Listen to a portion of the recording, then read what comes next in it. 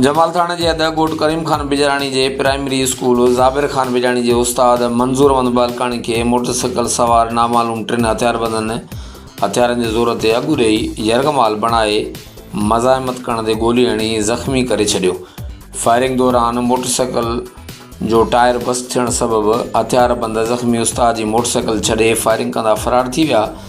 वाक़े जी जमाल थाणे ते NC दाख़िल। उस्ताद मंजूर अहमद बालकानी TO तंगवानी ऑफिस का किताब खणण लाइ वञी रहियो हो त वाक़ियो पेश आयो। वाक़े ख़िलाफ़ उस्तादनि जो उस्ताद अली मोहम्मद बिजराणी, उस्ताद मोहम्मद हरीफ़ बाजकानी ऐं ॿियनि जी अॻुवाणी में एहतजाज। वाक़े में मुलविज़ जवाबदारनि की गिरफ़्तारी जो मुतालबो।